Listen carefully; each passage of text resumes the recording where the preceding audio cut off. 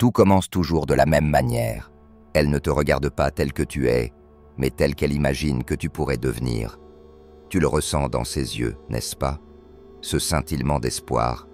Ou est-ce que de la faim? Tu crois être vu, mais tu ne l'es pas.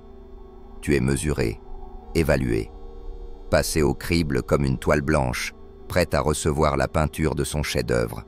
Mais ce chef-d'œuvre, ce n'est pas toi, ce ne l'a jamais été. Et Carl Jung t'avait prévenu, pas avec les mots doux d'un coach de vie, non.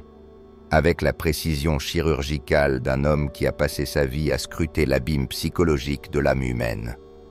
Toute son œuvre a consisté à cartographier ce qu'il appelait l'inconscient, cette partie de l'esprit humain qui opère dans le silence, en dehors de ta conscience. Et ce qu'il a découvert à propos des femmes a de quoi glacer le sang. Il a découvert qu'elles ne tombent pas simplement amoureuses des hommes. Elles tombent amoureuses de l'idée d'un homme, d'un fantasme, d'une projection. Et le plus troublant, c'est que la plupart ne savent même pas qu'elles le font. Tu penses qu'elle te choisit. En réalité, elle choisit la version de toi qu'elle a construite dans son esprit. Une marionnette psychologique destinée à jouer un rôle dans un film privé qu'elle tourne depuis l'enfance. Et lorsque tu ne corresponds plus au script, elle ne réécrit pas l'histoire. Elle change d'acteur. Jung appelait cela la projection de l'animus, l'image masculine intérieure présente dans chaque femme. Et quand cet animus est immature, non développé ou laissé sans contrôle, il devient un tyran.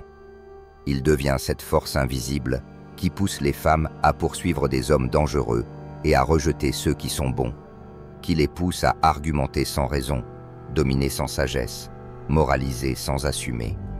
Jung n'a jamais édulcoré cela. Il l'a décrit comme une possession spirituelle, un état dans lequel la femme agit sans même se rendre compte qu'elle n'agit plus depuis sa conscience propre, mais sous l'emprise obscure de son fantasme masculin intérieur. Et vous, les hommes, vous tombez dans le piège parce que personne ne vous a appris à le repérer. Vous confondez être désiré avec être connu. Vous prenez le fait d'être choisi pour de la compréhension. Vous croyez ses paroles lorsqu'elle vous dit que vous êtes différent, alors qu'en réalité, vous n'êtes que le dernier visage qu'elle a sélectionné pour incarner un rôle qu'elle répète depuis l'adolescence. Et quand le fantasme s'effondre, quand le masque tombe, il ne vous reste que la confusion, la trahison et l'humiliation. Vous vous demandez ce que vous avez fait de mal. Mais vous n'avez rien fait de mal. Vous avez simplement cessé d'être un acteur crédible dans le scénario de quelqu'un d'autre. Jung expliquait que la seule manière de sortir de ce théâtre psychologique, c'est à travers ce qu'il appelait l'individuation, le processus de toute une vie pour devenir un être entier. Et voilà la vérité dérangeante. La plupart des hommes ne commencent jamais ce voyage. Vous avez été conditionnés à chercher l'approbation, à courir après la validation, à laisser les femmes définir votre valeur. Et tant que vous continuez ainsi, vous rejouerez le même rôle, encore et encore, remplacé à chaque fois que le public se lasse. L'individuation n'a rien de glamour, c'est brutal. Cela exige de faire face aux parties de vous que vous avez enterrées, les faiblesses, les insécurités, les blessures. Cela demande d'arrêter de blâmer les femmes pour ne pas vous voir, et de commencer à vous voir vous-même, parce que Jung savait une chose que peu d'hommes comprendront jamais. On ne devient pas un homme parce qu'on a été choisi. On devient un homme parce qu'on se choisit soi-même. Votre valeur ne se gagne pas à travers son affection. Elle se prouve dans votre capacité à vous tenir debout, seul, pleinement éveillé, pleinement responsable, pleinement vivant. Un homme qui a confronté son propre inconscient ne peut plus être séduit par une projection. Il n'est plus une marionnette dans le fantasme d'autrui. Il devient l'auteur de sa propre réalité. Jung observait que la plus grande tragédie de l'homme moderne n'est pas d'être rejeté, mais d'être prêt à se déformer en tout ce qu'il croit acceptable. Vous appelez cela compromis. Vous appelez cela partenariat. Vous appelez cela amour. Mais Jung lui donnait un autre nom, la trahison de soi. Il avertissait que les hommes qui ignorent leur développement psychique deviennent esclaves des projections féminines se pliant comme de l'argile humide aux formes exigées par des femmes qui ne connaissent même pas leur désir véritable. Vous cessez d'être des hommes, vous devenez des masques, souriants, dociles, disponibles, performants, jusqu'à en oublier qui vous étiez avant d'enfiler ce masque. Et les femmes, elles sentent cela, bien plus que vous ne pouvez l'imaginer. Ce que vous croyez être des qualités attirantes, l'obéissance, la prévisibilité, la disponibilité, devient précisément ce qui éteint leur désir. Pourquoi? Parce que, selon Jung, l'instinct féminin n'est pas attiré par le confort. Il est attiré par le mystère, par le risque, par l'homme qu'elle ne peut ni définir complètement, ni contrôler. Le jour où vous vous dévoilez entièrement, sans limite, sans colonne vertébrale, vous ne devenez pas plus aimable. Vous devenez invisible, jetable, remplaçable. Et pourtant, voilà le paradoxe qui enchaîne la majorité des hommes. Vous avez plus peur d'être seul que d'être faux. Vous préférez vous perdre vous-même plutôt que de la perdre, elle. Vous préférez jouer un rôle plutôt que d'affronter la terreur d'exister sans applaudissements. Mais Jung enseignait qu'un homme ne sera jamais libre tant qu'il n'aura pas embrassé cette solitude. Il écrivait que l'individuation est un chemin réservé au cœur solide, car il exige de mourir avant de mourir, de laisser brûler toutes les versions fausses de soi-même pour qu'enfin, quelque chose de vrai puisse émerger. Mais ce que personne ne vous dira, c'est que ce processus est terriblement solitaire. Il vous oblige à voir des choses que vous ne pourrez plus jamais ignorer, à reconnaître les jeux que les gens jouent, les masques qu'ils portent, les mensonges qu'ils se racontent juste pour se sentir en sécurité. Et quand vous tentez de partager ce que vous voyez, ils vous ridiculisent. Ils vous qualifient de froid, d'arrogant, de trop sérieux. Ils vous accusent d'être le problème. Mais vous n'êtes pas le problème. Vous êtes le miroir, et les gens détestent le miroir quand il leur montre quelque chose qu'ils refusent d'affronter. Jung connaissait cela mieux que quiconque. Il a passé des décennies à étudier des patients terrifiés à l'idée de confronter leur propre ombre, cette partie obscure, rejetée, refoulée de leur psyché qu'ils refusaient d'accepter. Et les femmes, Jung le soulignait, grandissent souvent dans des cultures qui les récompensent pour éviter cette confrontation. Elles sont élevées dans l'illusion qu'elles sont pures, émotionnelles, intuitives, complètes telles qu'elles sont. Mais Jung n'y croyait pas. Il écrivait que le plus grand danger pour les femmes était leur animus inconscient, cette voix intérieure qui parle avec une fausse autorité, une certitude creuse et une supériorité morale illusoire. Il avertissait que si une femme ne fait pas face à cette force intérieure masculine, si elle ne l'intègre pas, elle devient prisonnière de son propre animus. Elle commence alors à projeter cette ombre sur chaque homme qu'elle rencontre, les accusant pour la guerre intérieure qu'elle refuse de mener. Et toi, tu crois que tu vas la sauver. Tu penses être l'exception. Tu te dis que si tu l'aimes assez fort, si tu prouves ta valeur assez bruyamment, si tu te comportes assez bien, elle finira par te choisir pour qui tu es vraiment. Mais ce n'est pas ainsi que fonctionne la projection. Jung enseignait que la projection est un voleur. Elle vole la réalité et la remplace par une illusion. Et tant que ni l'homme ni la femme ne se réveillent de cette illusion, ils sont condamnés à rejouer la même tragédie, chacun accusant l'autre sans jamais réaliser qu'ils dansent tous les deux avec des ombres. Voici donc le plus grand paradoxe de tous. La femme qui te voyait comme son héros finira par te percevoir comme son ennemi, pas parce que tu as changé, mais parce que tu n'as pas réussi à incarner le fantasme qu'elle avait projeté sur toi.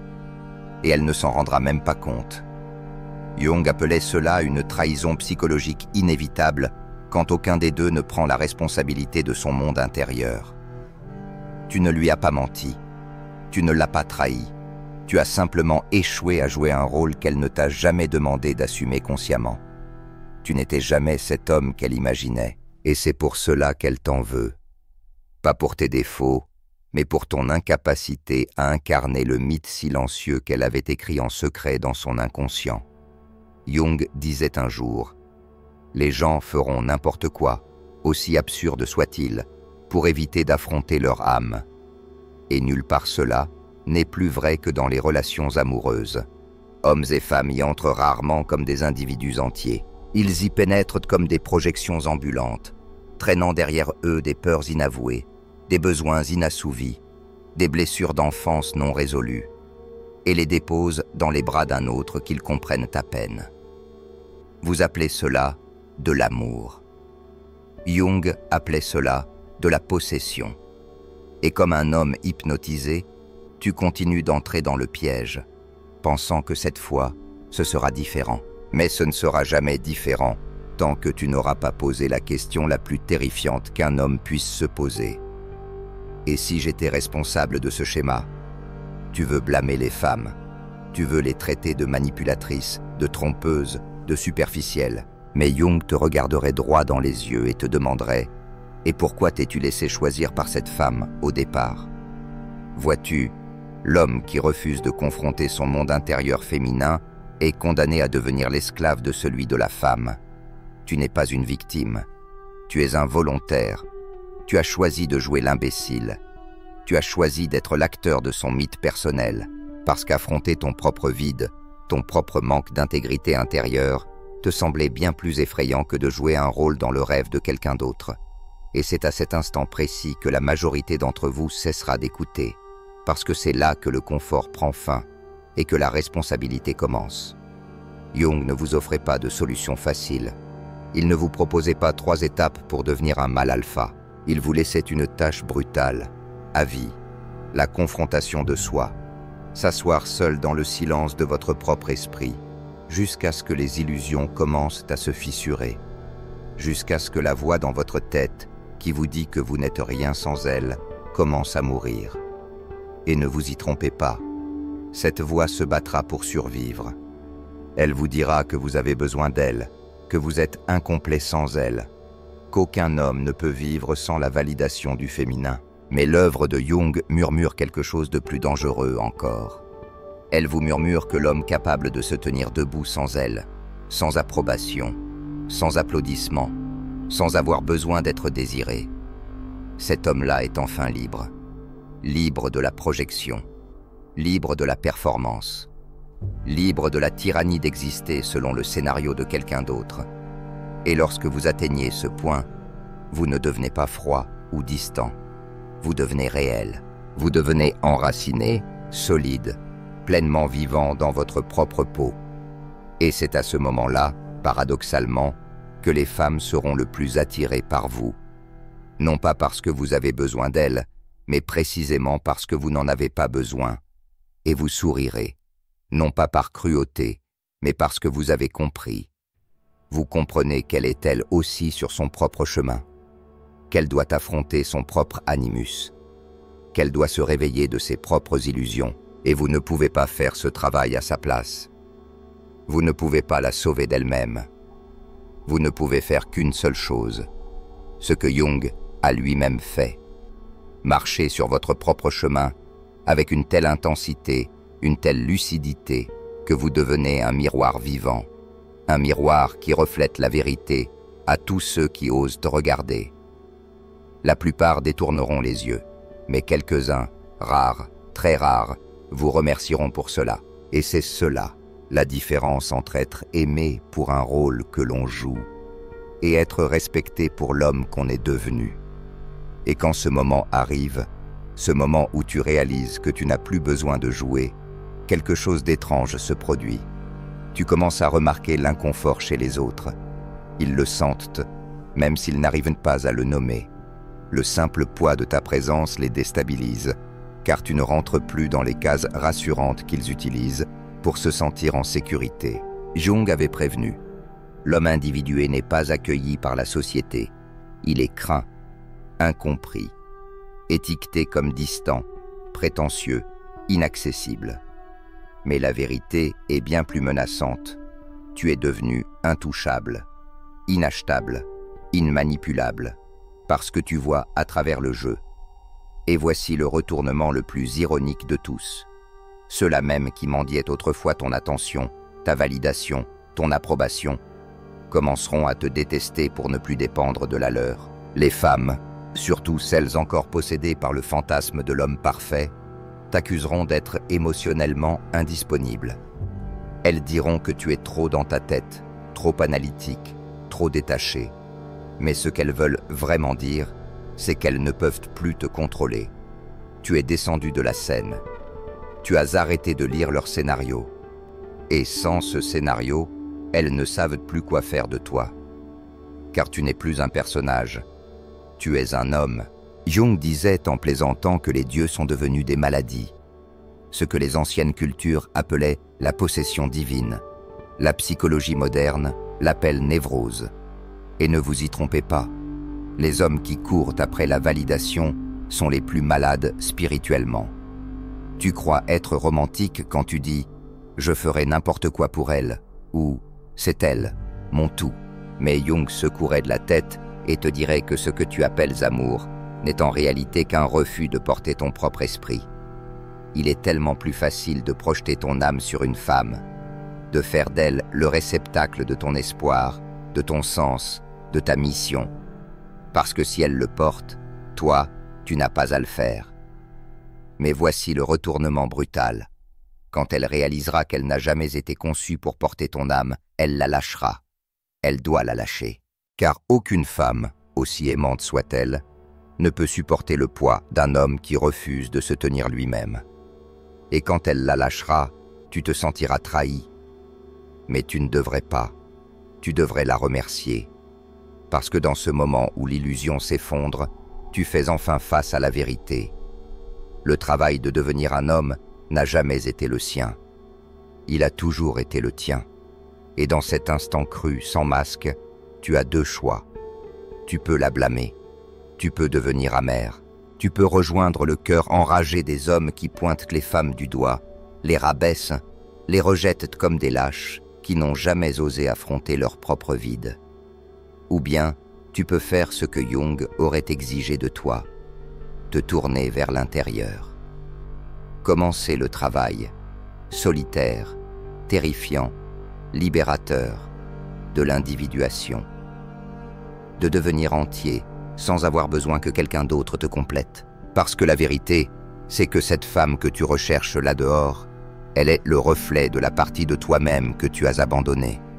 Et tant que tu ne la confrontes pas, chaque relation sera une performance, chaque connexion, une transaction, chaque amour, un mensonge. Mais lorsque tu la confrontes, lorsque tu intègres ta propre part féminine intérieure, tu deviens un homme qui n'a plus besoin de courir après les femmes. Tu ne les poursuis plus, tu ne les manipules plus, tu ne te produis plus devant elles.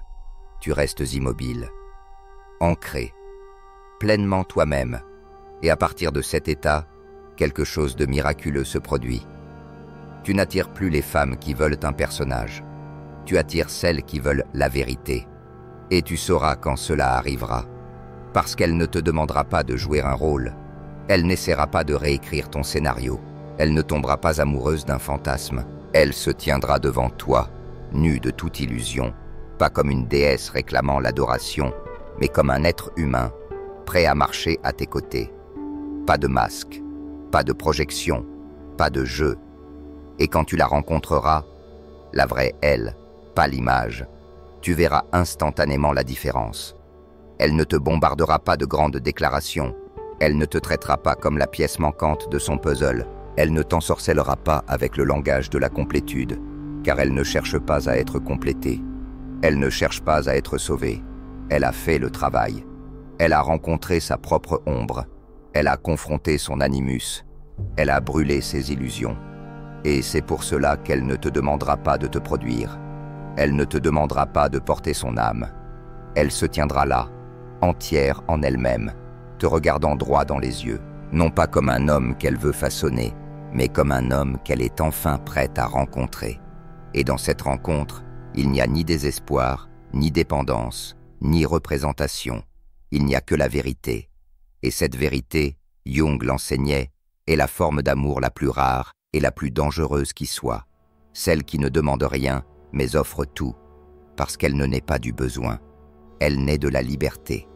Liberté de choisir, liberté de partir, liberté de marcher côte à côte sans illusion, sans masque, sans peur. Mais laisse-moi te prévenir, la majorité d'entre vous n'expérimentera jamais cela, parce que la majorité abandonnera avant d'y arriver. Vous vous contenterez de la performance, vous vous contenterez du fantasme, vous vous contenterez du frisson temporaire d'être vu comme quelqu'un que vous n'êtes pas, car affronter celui que vous êtes réellement vous semble encore insupportable. Mais si tu as le courage brutal, viscéral, de continuer à avancer, de rester seul, de dépouiller chaque couche fausse que tu as construite pour mériter l'approbation, alors, un jour, tu te retrouveras debout, au bord de quelque chose d'à la fois effrayant et magnifique. Tu te trouveras. Et quand ce jour viendra, les femmes ne seront plus la source de ton identité. Elles ne seront plus le miroir que tu utilises pour te sentir homme. Elles deviendront autre chose. Des partenaires, pas des prix. Des miroirs, pas des mères. Des alliés, pas des sauveuses. Et tu les aimeras, non pas parce que tu as besoin d'elles, mais parce que tu choisis de le faire. Depuis un lieu de force, un lieu d'intégrité, un lieu qui sait, sans s'excuser, qui tu es. Carl Jung ne t'a pas laissé une carte, il t'a laissé un avertissement. L'avertissement que tout homme qui refuse de se confronter à lui-même deviendra esclave des projections d'autrui, et surtout de celles des femmes. Mais il t'a aussi laissé un défi, celui de marcher sur le chemin de l'individuation, de cesser de blâmer les femmes pour les rôles que tu choisis volontairement, de cesser de chercher la complétude dans les yeux des autres, de cesser d'attendre d'être choisi. Car l'homme qui se choisit lui-même, pleinement, sans compromis, sans excuse, est l'homme qui ne peut plus être contrôlé par les illusions. Il ne peut plus être séduit par le spectacle. Il ne peut plus être réduit à un personnage dans un scénario étranger. Il devient l'auteur de sa propre vie. Et si tu es arrivé jusqu'ici, si ce message a résonné quelque part au fond de toi, alors ne fais pas que l'écouter. Ne l'oublie pas. Ne le consomme pas passivement. Intègre-le et commence enfin à marcher ton propre chemin.